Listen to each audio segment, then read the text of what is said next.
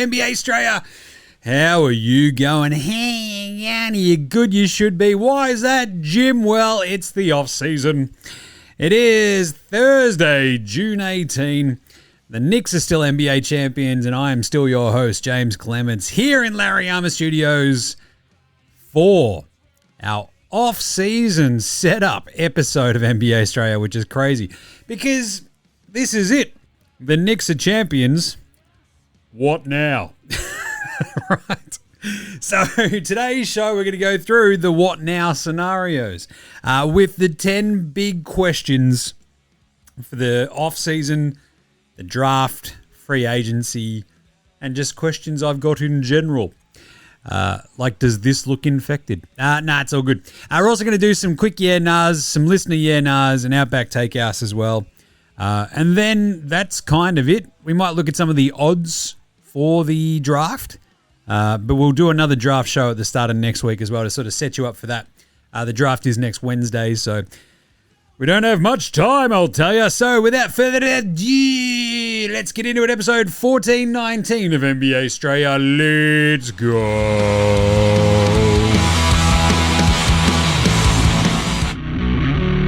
This is Josh Giddey. G'day, this is Andrew Gaze. This is Jack White. This is Joe Ingles. This is Dyson Daniels. This is Chris Anstey. This is Matthew Delvedova. This is Shane Hill. You're listening to NBA Australia. And you're listening to NBA Australia. And you're listening to NBA Australia. You're listening to NBA Australia. And you're listening to NBA Straya. You're listening to NBA Australia. And you're listening and watching NBA Australia. This is NBA Australia. Let's do it.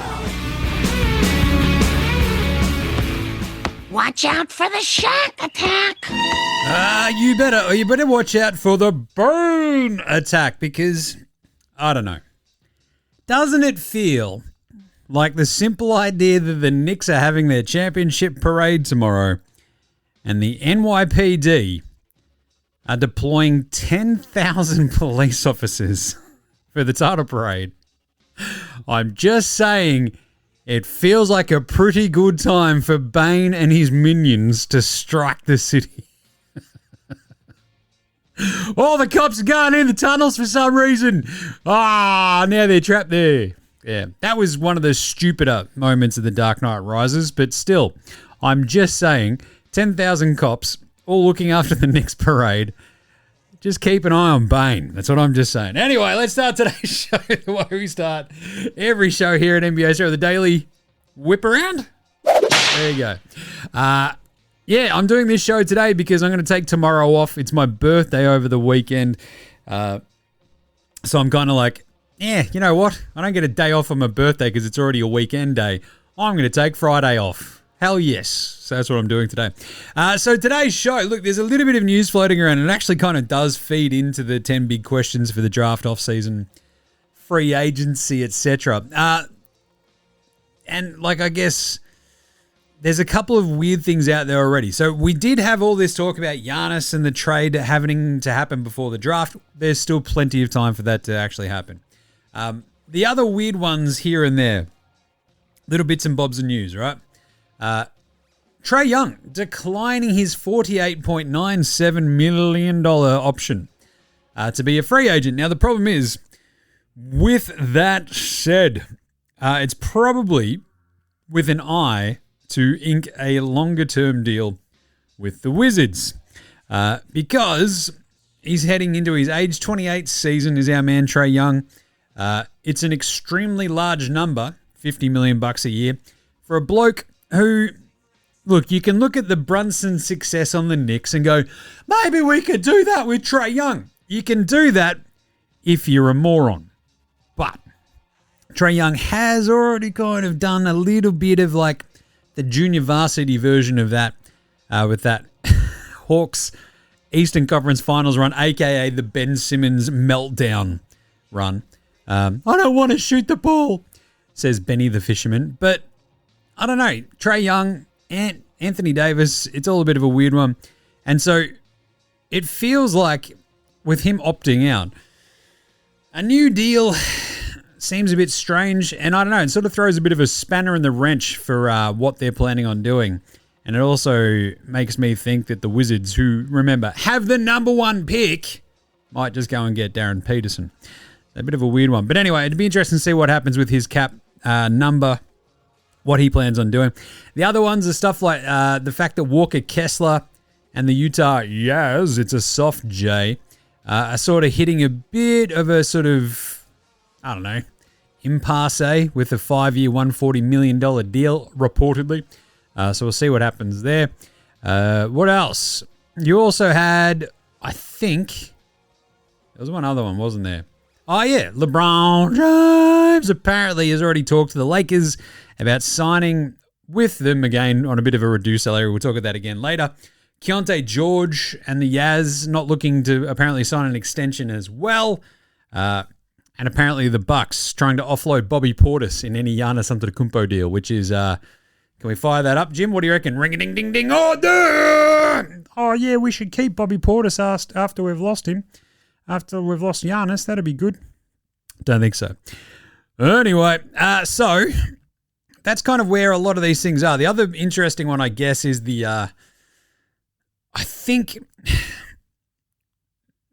this sort of came out as well. James Dolan, the owner of the New York Knickerbockers of New York City, who just won the title. He's already come out and said, yeah, look, we're not going to go into the second apron just to keep this team together. Because if you were doubting that he wasn't the world's biggest just jerkwad, you kind of have, we cannot go into the second apron. You're the Knicks. You're printing money. I understand that your roster building mechanisms and your cap hole, like your sort of the free agency stuff you can do, your draft picks, they were $200K under the apron this year. We cannot go into it. And it's like, it's suicidal to go into the second apron. I don't know that it is if you've won the title. But anyway, you can't send out cash in trades when you do that. You can't use like the mid-level exception as well. Like, it's just all a bit of a crazy one. You can't aggregate trade salaries, etc. So I understand, but it's not exactly suicidal. So that'd be interesting to see how that works out. I'm going to talk about that in the 10 biggest questions anyway. So I think we might as well just start there. Because the 10 big questions for this NBA offseason with your mate Jim from NBA Straya are very simply, we're talking draft, offseason, free agency, teams, etc. What's piquing my interest? What are the 10 things I want to see resolved or at least am curious about? Number 1, how will the Knicks nick this up? No, look, the question around the Knicks, right? You're now the hunted. How do you respond to that throughout the rest of the season, for the next season? Can they do anything this offseason that would feasibly help them repeat as champions? And you sort of look at the low-level, like minimum dudes that helped them this year. Sham Wow, you've got Jordan Jeremy Clarkson, etc.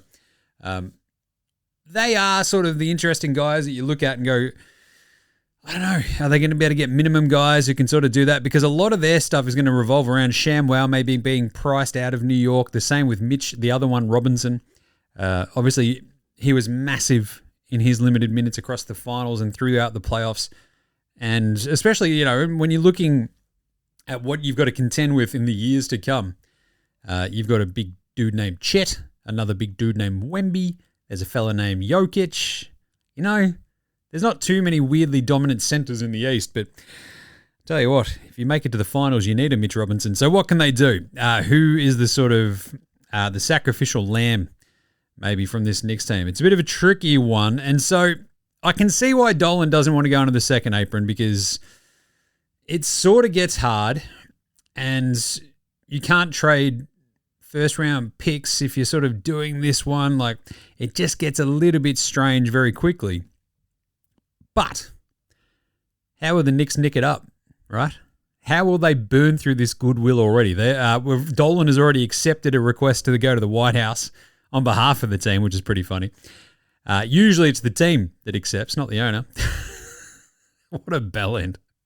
But yeah, look, the Knicks, if you go through those sort of like the lower level names of free agency this year, like Robinson and Sham Wow, bringing them back, running it all back, it's going to be very, very, very, very hard. it gets very thin on the ground very, very quickly for some of those sort of minimum dudes this year. Like, like Jordan Jeremy Clarkson on the cheap is all well and good. Sham Wow on the cheap is all well and good. But are you going to get Drew Eubanks, Marjon Beauchamp, Rusty Westbrook? ? I don't know. But what can they do that actually sort of helps? I think they've got to bring as many of their dudes back as possible and sort of work around the edges, avoid that second apron. With Dolan coming out and saying, I'll write as big a check as possible, but I can't write a check into the second apron. I don't know. Just sort of paint yourself into a corner, doesn't it? But anyway, the Knicks, what can they do to repeat? I think if you look at their sort of weaknesses that they had throughout this series, to be honest, it was kind of maybe like the Huck Porty minutes, but even then, that's just the third string big man, and Huck Porty wasn't bad. The big problem will be if they don't have Mitch. There's like dudes like Okchai Agbaji floating around out there. Maybe get one of those dudes on the cheap, KPJ. But if you can bring back Jordan Jeremy Clarkson on the cheap as well, who knows what can happen.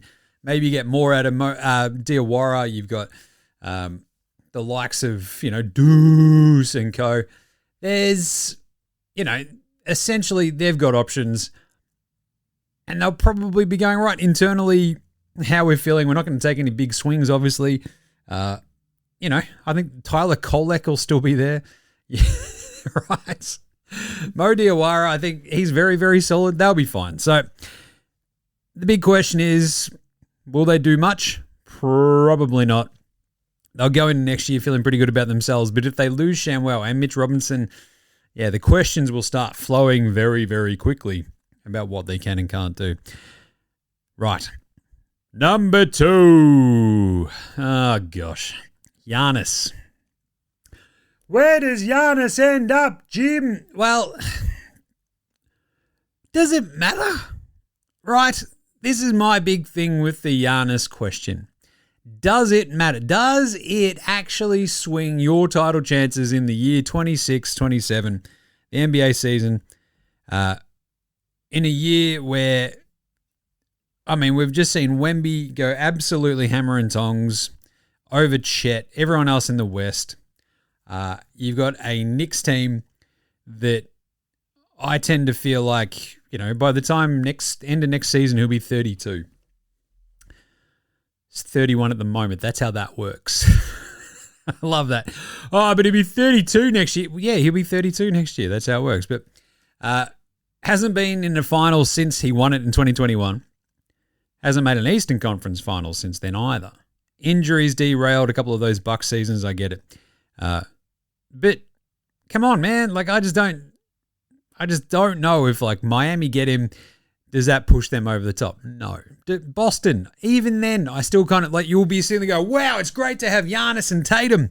But geez, I wish that Giannis could shoot. And you're like, well, Jaylen Brown was right here.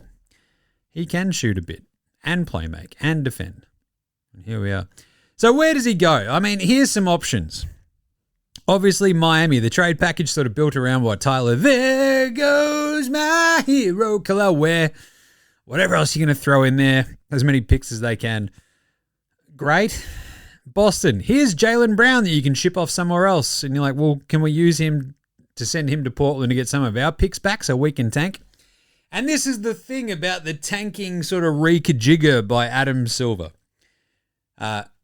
You lose a super duper star like Giannis, and suddenly you're sitting there going, well, we got our picks back. Awesome, we've got pick number 11 this year because that's where it fell. Or they can't fall out of the top 10, right, if they're one of the worst ones. It doesn't really hit the same as like, oh, well, we just replaced him with a number 1 pick. Great. What about if he ends up in Portland next to Dame? I don't know if Portland will be like, oh, yeah, you can definitely have Denny and Shaden and Scoot and bang. We'll cut out Boston and we'll just take Giannis. And then you've got Jrue Holiday, Giannis, Donovan Clingan, and you're like, all right, is this going to beat the Spurs? No. The one that really, really interested me the most, and I think this is going back a while, it's also the team after this one because it was run by the dude that used to run this one, Toronto. Toronto, where are they going, right? RJ Barrett, Scotty Barnes, future first of this league. What else you got? Emmanuel Quickly, Brandon Spindles Ingram. You think that team's not going to just like get run over by like the Knicks or Boston next year? I don't know. If they swing for Giannis, I feel like there's at least a couple of extra bits and bobs that they can sort of do around the edges that make them a little bit more interesting because, yeah, they've got like some top name dudes. There's a lot of money being involved in Toronto, but yeah.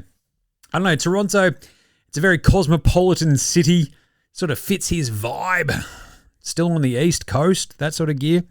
I feel like that would be a pretty interesting one, but you just don't feel like Scotty Barnes and Giannis could coexist because it's kind of like, a little bit, a bit of the same sort of thing, right? Not exactly shooters, playmaking sort of big forwards, and here we are. So yeah, I don't think it really works out that great, but at the same time, it just piques my interest a little bit. Dallas! The bloke who used to run Toronto, Masai Ujiri, now runs the Dallas Mavericks. They've still got Kyrie. They've got Coop de Loop Doop Doop. Add Giannis to that, and now we're cooking. Right? At the same time, it just sort of seems like, I don't know, stupid because you're just short-circuiting the Cooper flag future, and I don't know. Does that get you by the Spurs? OKC? I don't know, man. I don't know. Cleveland is the interesting one if they don't want to trade Evan Mobley. What are you going to do? Can you keep Mobley and Harden and Donnie Mitchell? Ship off Allen and like a bunch of spare parts. I just don't see it. But Cleveland, I think, is the one that, you know, would at least give themselves a bit of a puncher's chance because you got scorers around Giannis. If you have like another defensive, one of your bigs still there, who knows? But yeah, I just don't know if they can pull it off. Indy would be an interesting one as well, but the problem is they don't really have anything else to trade. They're just sort of sitting there going, well, we've got Zoobs now and not the number 5 pick. That sucks. That would have been handy to have. And then you've also got Halliburton. You got Naismith. You got Siakam and co. I just don't know if that's like something Miami going to bite on. Doesn't seem like they got the young stud, sort of young dudes that you could throw into a trade and feel good about it. The other big one is obviously Minnesota. And I feel like, I'm going to talk about this again. It feels like they're on the precipice of going, right, we really need to just take a long, hard look. Right? We've got Ant-Man and we've got McDaniels. And what else have we got? We've got the big French bloke who's not the good big French bloke. He's still pretty good, but then it gets into a playoff series and we just get cooked. It's not great. Doesn't feel good. Then you got sulky Julius Randle over there. You've got a cup. You've got AO. You're feeling all right. Just saying. Minnesota, they've already tried to kick the tires on this a little bit. I feel like that'd be the most interesting one. Washington, if they somehow paired Trae Young, Giannis, and AD together, you'd be like, wow, look out, 2022. And Denver is the other interesting one, right? They've already said that everyone's on the table. The problem is they're already out a bunch of draft picks. You keep Jokic, put Giannis next to him as like the world's most supercharged version of Aaron Gordon. He's the Michael Jordan of Aaron Gordons. If you've managed to somehow keep Jamal Murray and everything else is gone, I actually don't mind that as a big three, but the problem is I don't know if you can afford it. But where does Giannis go? Is he going to keep dominating conversation for a big bunch of the time? And I'm already kind of annoyed at it because as I've just sort of laid out, I don't know if it really swings much of a title chase anyway, unless he landed on OKC or San Antonio or the Knicks. Even Boston, I think, gets very thin on the ground very, very quickly if Jaylen Brown's in that trade package, and you can't have Brown, Tatum, and Giannis making, what, $200 million between the three of them. Right? It just doesn't work. So, yeah. Giannis, if he ends up in Miami, I feel like what can you picture in your mind is the way I always like to think about this. And I can always it feels like Giannis in a Miami top this is what happens, right? Tim Hardaway Sr. Like my brain always sort of thinks about him as a Golden State Warrior, then he's in Miami and you're like, oh yeah, Alonzo Mourning, Charlotte Hornet, Miami Heater, right? Glenn Rice, bit of a flip side that way. What else? Shaq. Right? You think of him as a Magic Man, a Laker, and then he's on the hated Heat. LeBron James, Cleveland Cavalier, Miami Heater. Chris Bosh, Raptor, Heater. Ray Allen, Sonic, or Buck, Sonic, then a Celtic, then a hated heater. Like, it just, KD, OKC man, and then he's on a bloody, like that was the other one that you always sort of thought, like he's like gone throughout his career. Like the Houston move for KD, I didn't really ever kind of like. It always felt he should just go to the Heat. Maybe he should still. But anyway, Giannis, I just don't like the Boston fit. It's like, all right, cool, you've turned Jaylen Brown and whatever else into Giannis, and now you've got Tatum and Giannis. Awesome. How far is that really going to get you? You're keeping Derek White. Have you got Al Horford? He's like 400 years old. So anyway, the Giannis question will sort of hang over everyone's head until it gets figured out. And when it does, we'll do a show. We'll break it all down. But yeah, just, I don't know. I want some feedback from everybody out there. Like, tell me what you think about any potential Giannis trades, because I'm just like a little bit ambivalent about it all. Third big question, what will happen in the draft? This feels like a pretty big question, but as I said the other day, the team building that we just saw from the New York Knicks is also very much like, fuck the draft. Right? None of these dudes were our draft picks apart from Mitch Robinson. OKC, however, yes, they trade for SGA. They get a shit ton of picks, J-Dub, Chet, but obviously the big thing with the draft is so much is going to hinge on what the top 4 picks look like. So we've already got Darren Peterson saying, oh, I'm only working out for Washington. Then you've got Trae Young going, all right, I'm peacing out. I'll catch you later. And you're like, oh, that's interesting, isn't it? But it does feel like if you just keep Trae Young, get AJ DeBanster with along with all the other young dudes you've already got on that team, with Anthony Davis, Washington just gets very interesting very quickly with AJ. But then Utah, like he went to BYU, did AJ, so maybe they've just got their eye on him. Cam Booz is obviously a really big, solid, real chance to go to Utah at number 2. His dad, my good friend, Carlos Boozer, obviously played for the Jazz, is a consultant there. He also played for the number 4 team here as well, Chicago. But so really, like the way that it falls with Washington and Utah, Memphis have got to be like, man, if Peterson falls to us, that's going to be unbelievable. We can replace Ja like that. And off they go. But really, and then Memphis, you've got essentially these sort of, the way the chips lie, the way the cards land. Caleb Wilson going number 4. He could easily be the best player in the draft. We just don't know. You've then got, like, after that, 5 and, onwards, you've essentially got this very strange mix where you've got the Clippers and then Brooklyn and then Sacramento and Atlanta. And you've got you've got a bunch of guards, right? And so do the Clippers really, they probably need, like, they've already got, remember they've still got Brad Beal on that team. Darius Rucker, Judy Garland, you've got Kawhi. So you think about Darius Acuff, you think about Keaton Wagler, you think about Kingston Flemings, Yaxel Lenderborg for one of the bigger dudes, Michael Brown, like just on and on and on. There's a lot of guards right there very quickly. Brooklyn took about 70 guards last year in the draft, all of whom weren't that very fucking good. So double dip, why not? But yeah, basically the way that the top 4 rolls out is going to be fascinating, and I cannot wait to sort of just sit down and see how this all goes. And then on top of that, are we going to see any movement in that top 4? Is someone going to try to jump into the top 4? You think about like the teams that have 2 picks in this first round. Interestingly, Memphis and Chicago both have 2 picks as well. Memphis has got 3 and 16. Chicago has got 4 and 15. Then you got Charlotte, who have got 14 and 18. And obviously probably one superfluous kind of wing guy in like Miles Bridges. OKC, they've got 12 and 17 and a shit ton of young dudes that they can't play because they've got too many guys. Are they going to try to trade up? Are they going to try to consolidate those 2 picks with some other picks and try to jump all the way up into the top 10? Who knows, right? Then you got, even Atlanta's got 8 and 23. And it's chaos. There's so many more just floating around.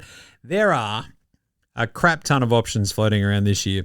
And so the way that the draft is going to unfold, I think it's going to be one of the more chaotic ones we've seen for a little bit. We'll break that all down in the draft show at the start of next week, but I'm just saying, this is a big, big question. It's going to be a huge draft for some of these teams. And I think if you look at especially that top four, right? Washington, Utah, Memphis, and Chicago. You've got Washington trying to fight their way out of mediocrity. You've got Utah having done all the tanking and they're on their way up and out.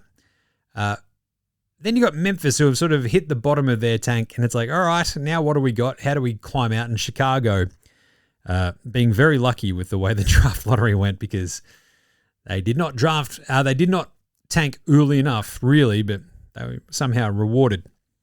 And then the Clippers. Does that pick get taken away because of the aspiration thing? Who knows? But anyway, it's all pretty crazy, and I can't wait to see how it all unfolds. Number 4, LeBron James. We've already heard the chatter about staying with the Lakers at a reduced salary. Would he consider going to Cleveland? And this is like one of those things where the Cavs stuff, they were already over the, what was it, a massive luxury tax bill last year, second apron, all that sort of stuff. If we got the homecoming, and I feel like the homecoming LeBron thing would be like a really nice fitting way for him to roll it all out and finish it all off. He could go to the Warriors. He could stay in LA. But really, the question is simply, what's LeBron going to do for his possibly final NBA season? Will he sign somewhere and then say that it's his last year? Or I feel like that'll be the same, like that'll be the, all right, I've decided to go take my talents back to Cleveland and it'll be my final year in the NBA. Would that be the storybook ending? What do you reckon? What happens with Bronny? How quickly does JJ Redick kick him out of that fucking locker room if his dad's not there? So yeah, LeBron is a big, big question. It's not the biggest domino to fall, right? That's still probably Giannis, and I'll get to free agents in a second. It's still an interesting one because it just takes up so much oxygen in the room. He doesn't really swing title odds anymore. It's LeBron. He's 42, right? We've never been in this position as well. Like a actual high usage 42-year-old forward. How do you value that? And how much do they bring to your team? It's very hard to judge. Does he just stick in LA and just go, right, it was really good when we were healthy with Luka and Reeves and me playing third banana. Like, can we just do that again and actually get a couple of actual better defenders around us? Let's find out. Because that makes the Lakers very interesting if that happens. But anyway, does he just go to New York on the cheap? That'd be fun, wouldn't it? And that was kind of one of the things I was thinking about when I was like, in terms of the Knicks being able to do anything that could really bolster their chances at snagging a back-to-back title, LeBron wouldn't be one of them, weirdly, right? Because I feel like that would completely fuck their chemistry and just be like, it's all me. Can we get one for LeBron? It's like, that's not how we won this year. So, yeah, number 4 is LeBron. Where he going to go at? Odds are on the Lakers. They've already started chatting. I still think the Cavs want to be very fun. Golden State to be a little bit, how you going? But whatever. Number 5, the big question is this free agency going to fucking suck? It is so bad. Restricted free agency this year is, it's pretty gross. When your headliner is Jalen Duren, who fell apart in the playoffs. I do love it. It's like, what about if Brooklyn, who have got cap space, just threw a bunch of money at Jalen Duren? It's like, for what? He is 22. I love Jalen Duren. The Pistons won't let him go. Right? They've got his bird rights. They can just match everything. It's fine. I don't think he brings as much value to another team as he does Detroit, which is always a bit of a weird one. But I sort of, he got his ass handed to him by Wendell Carter Jr. and Jared Allen and Evan Mobley. But I don't know. He made the All-NBA third team, so he can actually get a Supermax, but I reckon he probably comes in a little bit under that. If you like 40 mil a year probably seems about fair. Because again, he's 22.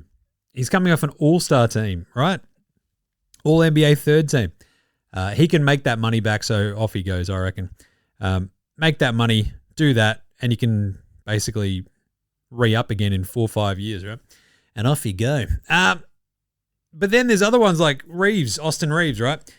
Opts out of his deal probably at 15 mil, 35 mil, 40 mil for him per year. Does that seem right? Should another team like Brooklyn just throw the absolute fucking bag at him and make LA pay through the nose? Yes. Will they? Oh, bro, probably not, because my name's Sean Marks and I'm just a very nice fella. He did it for Alan Crabb one time and that didn't work out great for Portland. Then they got Alan Crabb and he wasn't that good. Brooklyn, which is pretty funny.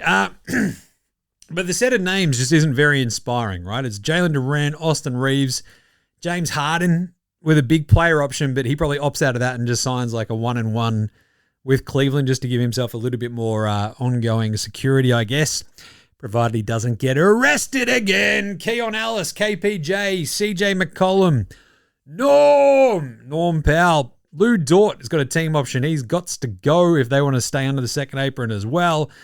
Tobias Harris, oh, God. Remember how he fell apart against Cleveland? Johnny Kuminga, the extreme Zingamil. Extreme Zingamil. Remember how he ended up on the Warriors? No? Yeah.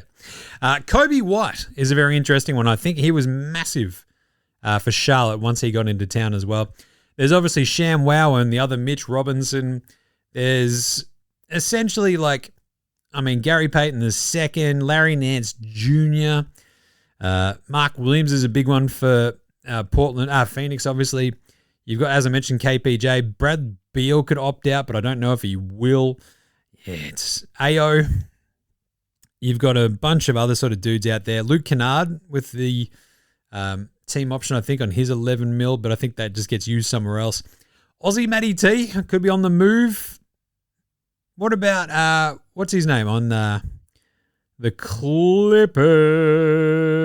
John Collins, that's a tall cocktail, maybe. Chris Middleton, be good if he just sort of stuck around in Dallas for a little bit. Zach LaVine, I don't think he's opting out, but essentially it's very thin on the ground in free agency this year, and we're not really getting the massive, massive headliner deals that we've probably gotten in the past. And it's kind of this weird thing where the CBA, what it's done is basically incentivize teams and players to sign long-term extensions so we don't get to unrestricted free agency with like a bevy of like 3 or 4 really fucking good players who are like, all right, bowl me over with some sick offers. It just doesn't happen anymore. So anyway, we'll find out what will happen. It'll be a bit of a non-starter, I reckon. Was that July 1st for us? June 30, 6 p.m. over in the States. But still, it'll be interesting to see how it all sort of unfolds. And really, it comes down to question number 6. What are the other contenders going to do to try to catch the Knicks? It's like we've already seen like teams sort of chase OKC, chase the Spurs, chase Boston, chase Denver. Are they going to chase the Knicks, and how do they do it? Big wings, another big, good shooting big man. OKC, I feel like they've got all this depth. And to me, I think my pick already was Knicks OKC in the finals next year. And mostly it's because it's OKC and their depth is awesome. The Knicks' depth, we've already just seen them, right? As long as they have a healthy playoff run, they're laughing. So if they can sort of just manage this year during the regular season, they won this year from a 3 seed.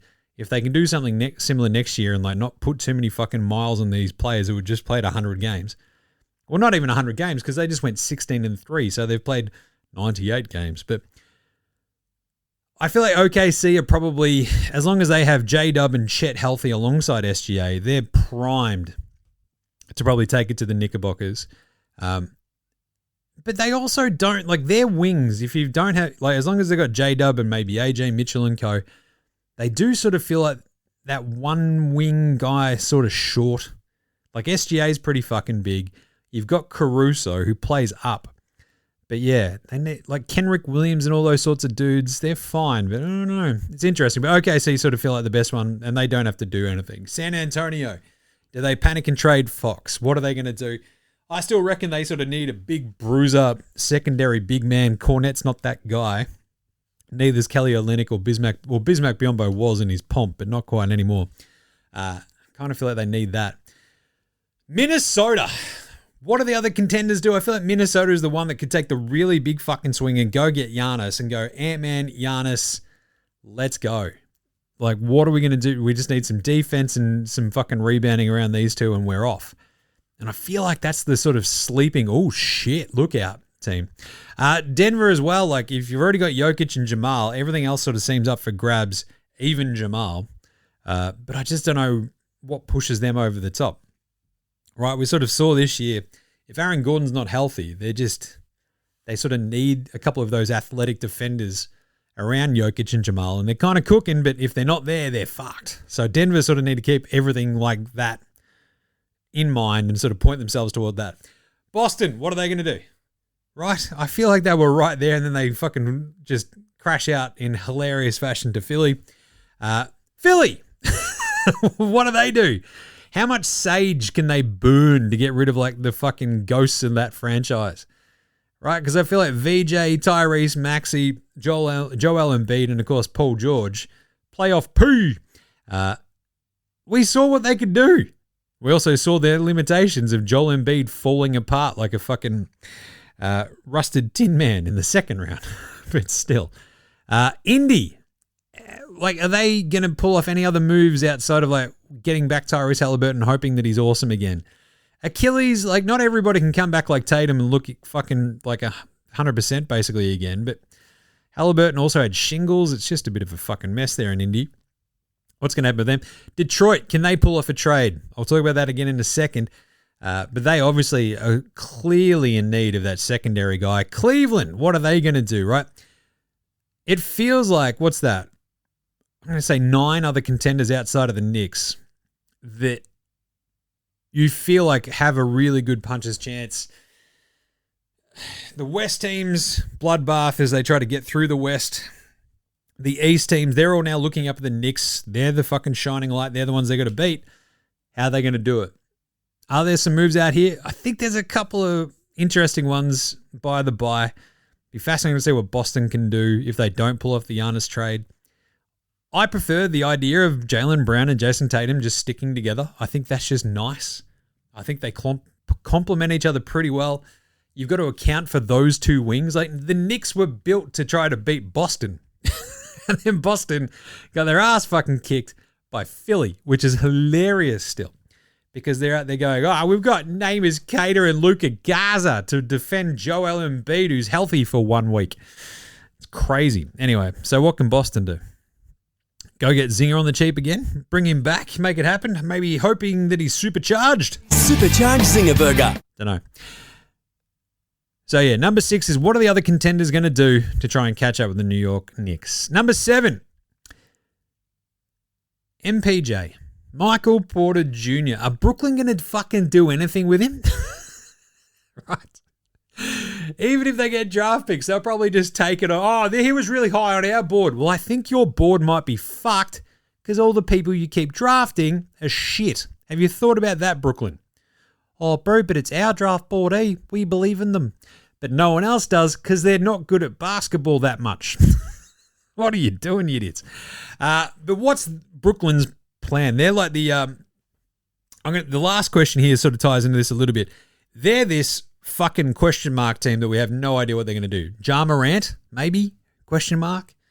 Do they maybe get a couple of picks further back if they don't like who they could get at 6? Trade that to Memphis for a couple of the later Memphis one, which is what? 15, 16? And like they get Ja as well, and it's like, I don't know, but it feels like 6. I'd rather just keep 6, right? But Michael Porter Jr., can they flog him off to Detroit for anything of value? I don't know. It's just a bit of a weird one. Brooklyn, weird, strange team. But really, I guess the question there is, like, can they sort of at least turn Michael Porter... Like, will Michael Porter Jr. be like the belle of the ball, the surprise belle of the ball trade asset? This sort of happens every so often. You're like, ooh, we'll have to try to go get him. And it's like the last one standing of like the decent players that are actually gettable.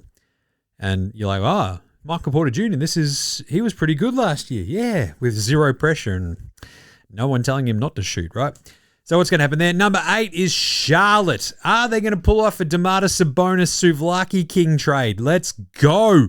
Let's get Suva out of Sacramento. Because look what happens when you get out of Sacramento. Tyrese Halliburton makes the finals. De'Aaron Fox makes the finals. Mike Brown makes the finals. Get out of Sacramento, become an instant winner. It's crazy. So let's get Suva out of there and on to Charlotte ASAMP. But really, there's sort of the bigger question around Charlotte as like the ascending, nascent, awesome, latent fan base, just behemoth. Because you've got LaMelo and all, like you've got Connie Nips. Can you sort of, a lot of the time we've seen the team that takes that one jump that one year and then they vault into contendership. We saw it with Indy a couple of years ago, even the Knicks a couple of years ago, right? Are Charlotte that team? Can they make a single sort of move or two that sort of just gets them into that 40, 50 win range, right? Let's find out. Like high 40s, right? Not just 500. Charlotte, are they going to be the surprise riser next year? Number 9, Houston. Do you have a problem? And this sort of also goes for Denver, right? Like, I'm fascinated what these two teams, it sort of feels like this was meant to sort of be Houston's have a full-blown crack at it year, and then Fred VanVleet does his, what was it, Achilles? Knee. And Denver, same sort of thing, right? Like, Jokic isn't getting any younger. Jamal Murray was, like, healthy all season. Off we go. Then the problem was Aaron Gordon wasn't healthy. And for Houston, KD spent too much time on the internet. And it all went to fucking shit. So here we are. Not great, right? So I think the big question is, are Houston and Denver like spent giants? Or can they take it to the likes of OKC and San Antonio in the West? Well, we've already seen Denver and San Antonio have these incredible battles. Jokic versus Wemby. It's awesome. But can Houston get more out of Jabari Smith Jr.? Do they keep KD? Does Fred VanVleet come back and instantly just sort of solidify that offense and give Reed Shepherd like the mentor that he needs, right? They are a fascinating question. And do they just sort of let it all lie and just go, fuck it, we're bringing back Fred and that's all we're going to do? Did Denver just go fucking big swing, here's Giannis? It's like that sort of contender tier in the West under the top two teams that they've got to keep swinging, right? You can't just go, we'll be fine. No, nobody will be fine. Have you seen Wemby? He's just scratching the surface. OKC are terrifying. It's crazy town. So come, my lady. And number 10, who's going to be the weird team that does something fucking weird? Will it be Brooklyn and go get Ja Morant and co? Well, I don't fucking know. It's all very strange. It's all very funny. It's all a bit weird. Charlotte, as I said, the Souvlaki King. Houston, are they going to do weird shit? Denver, are they going to go get Giannis? Minnesota and Miami are the two that sort of stand out to me the most of like, who's going to be the weird team that does something weird that we didn't see coming? Miami, if they don't get Giannis, do they just go fucking ham and get weird? Don't know. Joel Embiid, you're a Miami Heater. We've gone and got Jimmy Butler back from Golden State, right? Who knows? It's all very, very, very strange, and I'm very excited to see what happens. Because there's always, like, whether it be a trade in the lead up to the draft, so we've got, like, in this next 6 days, heading into next Wednesday's draft, someone's going to do something fucking weird. Around the draft, another team's going to do something fucking weird.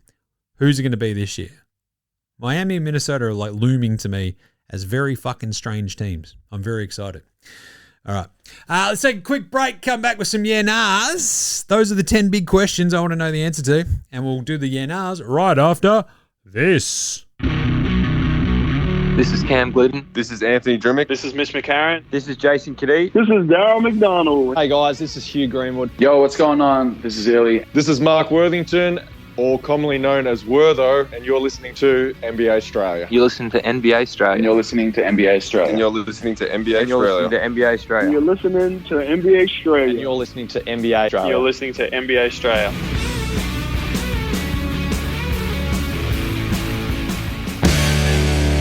All right. right, so let's do it. Let's get to some listener yeah-nahs.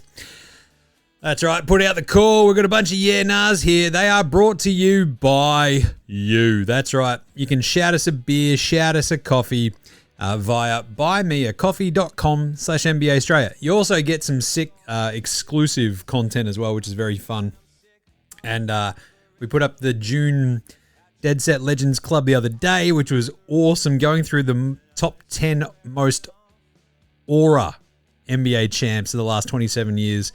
We ranked all the last 27 title winners, I think, as well. 26, 27, yeah. All the good stuff. It was very, very, very fun. So go. You can listen to that by becoming a member of the Dead Set Legends Club, which is at buymeacoffee.com/NBA Australia. Go do it. Help keep the lights on. Right. Let's do it. Yeah, Jez, my man Jez. I host the Footy Unfiltered pod with him. Hey, big dog, got a couple of yeah-nahs for you. Mike Brown should retire now and just live on the awesome playoff run of the championship. Yeah, nah. But what happens if he goes back-to-back? That's right. So I'm going to say nah, because he would go down as an all-time Nick legend if they go back-to-back. He's already a Nick legend. I do love that he was like, at the Polo, going in there, getting like a standing ovation from the people at the restaurant. That's got to be awesome for Mike Brown. A year after getting fired by the fucking Sacramento Kings, he goes and takes the New York Knicks to the NBA title after being like their 5th or 6th choice dude to do it. Remember how they tried to like poach like Jason Kidd and Kenny Atkinson and Joey Muzz and like everybody basically that actually already had a job? They're like, nah, we want to get him. And then they're all like, no. And they're like, fuck, we'll take Mike Brown. Turns out that worked for everybody.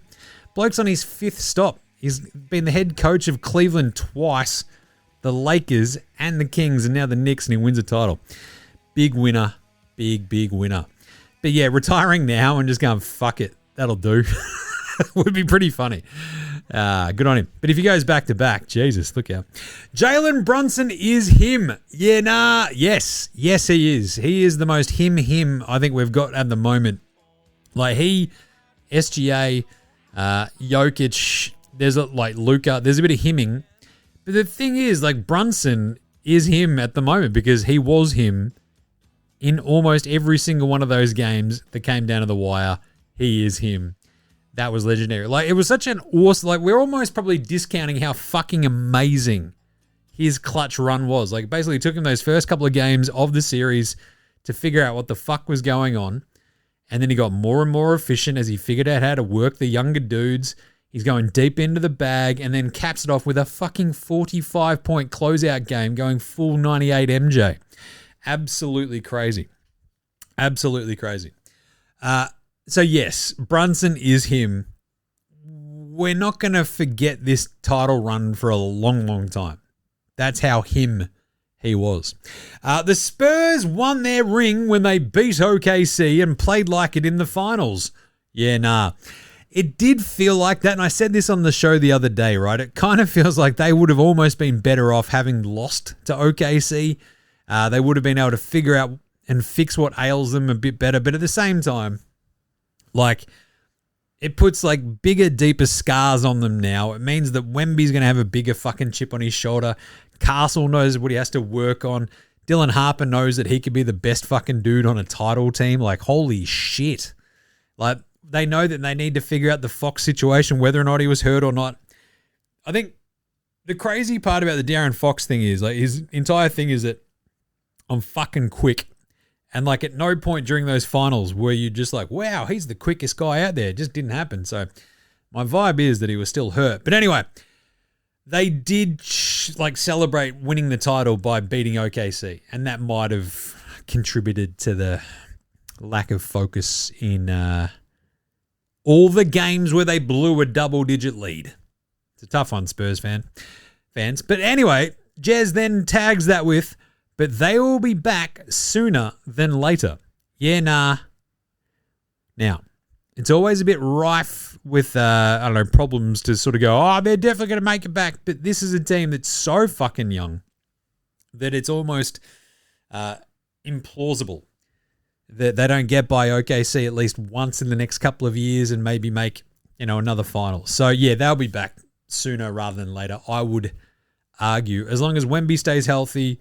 But just that combo of Castle and Harper, like Spurs fans are just going to be fucking beside themselves because all you have to do at this point is find the Julian Champagnes, right? And just go, right, can you shoot and play a bit of defense? They're going to be worried about Keldon Johnson and how he fucking fell off a cliff. But by the same token, like Vassell was fantastic. They just need some more out of Keldon Johnson and Fox and sort of figure that out. Maybe one more big wing and away they go. But yeah, they'll be fine, I reckon. But OKC Spurs next year, fucking sign me up. Brady P. Hey, Jimbalaya. Jimbalaya? Yeah, Jimbalaya. There you go. I'd like some jambalaya. OG is actually the 3-and-D guy that teams used to throw first-round picks and target for in trades that they thought Lord Robert Covington was. Oh, that's a throwback name. I loved Rob Covington. Lord Robert Covington. Yes. Yeah, he is, right? Lord Robert Covington would get traded time and time again. Everyone going, wow, he's an awesome big wing who can kind of do everything. OG's like that, but actually good. like Robert Covington had a couple of moments where you're like, yes, that's it, but he could never quite. He was never on OG's level defensively and even offensively. Like OG taking that much of a fucking leap through these playoffs was absolutely awesome. Amazing to see and stunning. But we sort of always knew that he had a really well-rounded defensive game. And it's sort of him stepping out of that comfort zone to get even better and better and better and never look like he was going to fucking miss. That you sort of look at and just go, Jesus, yeah. OG's important. But yeah, he is like the fucking Lord Robert Covington 4.0. Like a couple of iOS updates later, and you get OG.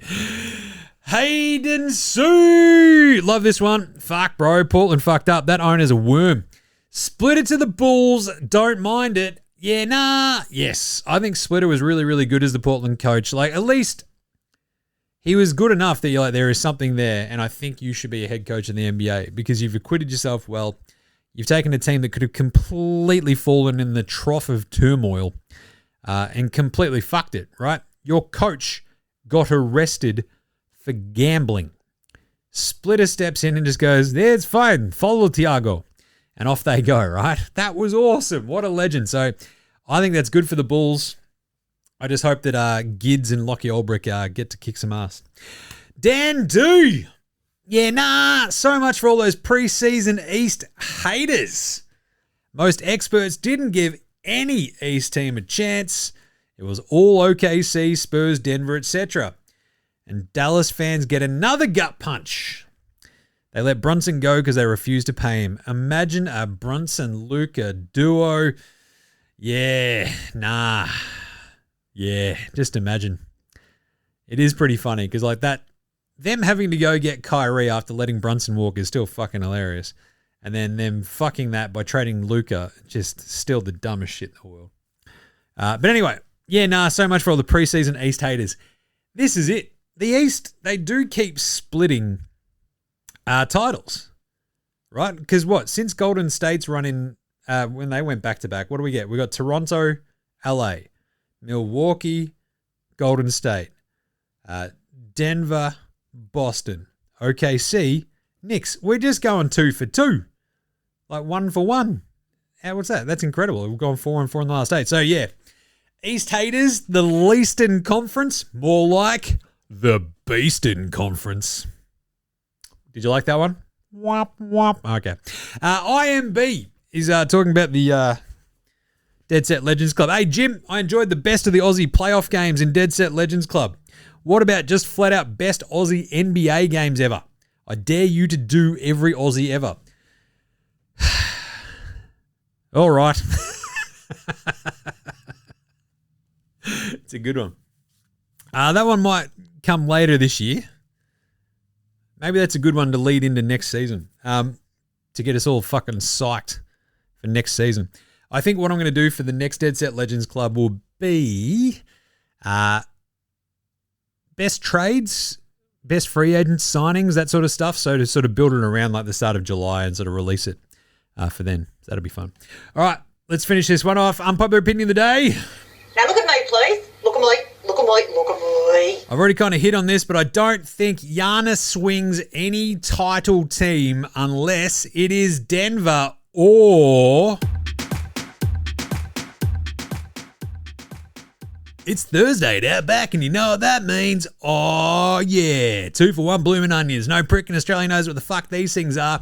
And boy, do I hope we fucking smash the Yanks on Saturday morning in the fucking World Cup, because fucking they can blow it out their ass. Think that we're a layup. Let's fuck them up, boys. Come on. Then we'll fucking eat a bunch of blooming onions, you fat American pricks. Only at Outback. What is this, you fucking morons? Toowoomba salmon. Go get fucked. Anyway, today's Flame Grilled Take. Giannis doesn't swing a title for a team unless it's Denver or the LA Lakers. Only at Outback. So the Lakers are the one team I didn't really hit on earlier. Like, if there's something built around a Reeves going out package, if you have Luka and Giannis, I think you're cooking. Right? It's kind of weird because I don't feel the same way about Tatum and Giannis, but I do with Luka and Giannis, because Luka, you've got the ball handler who can get Giannis into his spots, get him the ball when he needs to. In much the same way that he excelled next to like Drew Holiday and Chris Middleton as just like the kick-ass dude who can fucking do everything, but doesn't have like all of the responsibility on his shoulders to do everything. I think it'd benefit Luka as well. Just saying. And to revisit the one from the other day, I think I wrote this down. I don't know if I said it on the other day's show. Today's Flame Grilled Take is Adam Silver got the Knicks a title so that James Dolan won't block NBA expansion. And there you go, tapping their head. Up here for thinking, down there for dancing. Only at Outback. All right, that's it. Basically, let's quickly look at some of these odds for the draft for next week. Number 1 pick, AJ DeBanster is the raging favorite of the moment ahead of Peterson. The Trae Young news, though, is very interesting to me. Cam Boozer third ahead of Caleb Wilson. Number 2, Peterson is favorite there ahead of Boozer, but not by much for Utah. DeBanster at $5, Caleb Wilson down to 31. Did I say DJ Wilson earlier? Caleb Wilson. I can't even remember. It'd be funny if I called him DJ Wilson. Anyway, so number 3 overall would be Cam Boozer at $1.73 ahead of Peterson at $3.35. Caleb Wilson at $6.25. Acuff sort of starts sliding up there now at 31. And number 4 overall, Caleb Wilson at 121. So it feels like the odds at the moment lean towards AJ, then Peterson, Boozer, Caleb Wilson. And then at 5, it all just goes fucking sideways, which is funny because that's the Clippers. Michael Brown Jr. at $3.35, Keaton Wagler at $3.80, Acuff at $5.20, Kingston Fleming's $8.75, A.D. Mara at fucking $9.52. So lots going on there. That's pretty good. That's pretty interesting. I wonder, it's probably worth remembering that at the moment. So, what was it? AJ at 117 to go number 1. And then you had Peterson 2 overall. At 180. Yeah, so 117 for AJ, 183 for number 2 at Peterson, 173 for Boozer at 3, and Caleb Wilson at 121 for 4. Fascinating to see how that changes by the time we do the draft show Monday, Tuesday. So, yeah, be pretty good, I reckon. But that's it for the minute. So I'm going to take tomorrow off, take my birthday off, which would be pretty fun. Going to go hang out on Saturday, do some fun stuff, eat some meat, go party hardy, go bowling, which I do every birthday, which is always fun. So yeah, that'll be it. We'll be back, I reckon, for Monday we'll do the draft show. So essentially that'll be going through, looking at the first round and going, right, who needs what and who fits where. And essentially my sort of, first round mocked out draft, which is always a bit of a fly by your seat of your pants vibe. So we'll do that on Monday. Possibly Tuesday, just sort of depending on the timing of other stuff, but it should be all right for Monday. In the meantime, make sure you're following NBA Australia on Twitter, Facey, IG, YouTube, and TikTok, of course. All the good stuff there. Get around footy unfilterated with myself and Jez. Big round of footy coming up. Round 15. That was a good show too. What else we got? Jim Does Supercoach. My AFL Supercoach show for this week is up. Pretty fun one, sort of just talking out. I think we've got a full primo team at the moment. Some of the primos are a bit how you going, but they're still primo. So go check that out. Jim Does Supercoach. What else? NFL Straya. So rate, review, star, subscribe to all of those shows in your podcast apps, of course. What else? Oh, you can support the show. buymeacoffee.com/NBA Australia. Become part of the Dead Set Legends Club and get cool, exclusive extra stuff. Big thanks always go to From Oslo for the intro and outro song. They rule, so do Househats, Joshua De Laurentiis, Fascinator, Goldmines, Ramshackle Army, iOS, Extra, Green, and Dozers.